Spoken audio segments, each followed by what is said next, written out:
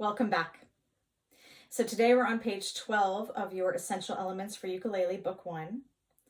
And things are starting to get really exciting now because we're using different strumming patterns and we're using a new chord, an A minor chord that we learned in the last video. So if you don't know what I'm talking about, now is the time to check out the link below. Now on page 12, you have number 12 and you have number 13. I do want you to separate these two songs because the accompaniment for this particular piece, Stand By Me, another very, very famous song, is a little tricky. You're using all of the chords that we've learned so far, C, A minor, F, and G7, and then of course back to C. And you're using a new strumming pattern, down, down, up, down. Or if I'm counting, 1, 2, and 3, and 4. There's a little eighth rest in the middle. Let's practice number 12 first. Get ready with your C chord. Let's go about this tempo and watch out for the repeat. 1, 2, 3, 4. 1, 2, ready, go. 1, 2, and 3, and 4. 1, 2, and 3, and switch. A minor. Switch, F. G7. C. Did you catch that? You get another chance. Repeat.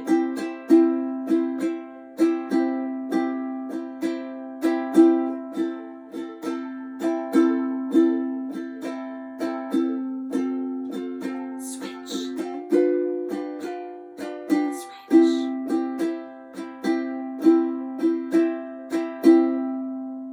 Not bad. Just watch out for those chord switches in the second line. You're switching a lot faster than we usually do.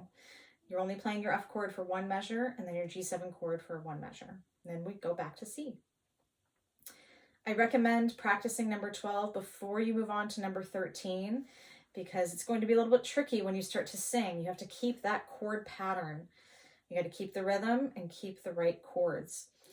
One tip as well, make sure that you're not always lifting your hand off of your instrument. When you're moving from an A minor chord, for example, to an F chord, all you have to do is just take your first finger and place it on the correct fret, on the correct string. You don't have to move the second finger at all. Same thing when you're going from an F chord to a G7 chord. You can go from the F chord, the shape, to a G7 chord, the shape. You don't have to move too much. And when you go from a G7 chord to a C chord, all you have to do is lift up your first finger and your second finger. So there's a lot of overlapping notes in these chords to make it a little bit easier for you while you're playing. Let's do number 12 one more time before we go over to number 13. Get yourself ready, set yourself up. Don't forget your pattern, your rhythmic pattern. 1, 2, 3, 4. 1, 2, ready, go. Down, down, up, down, down, down, up, down, down, down, up, down, down, down, up, down,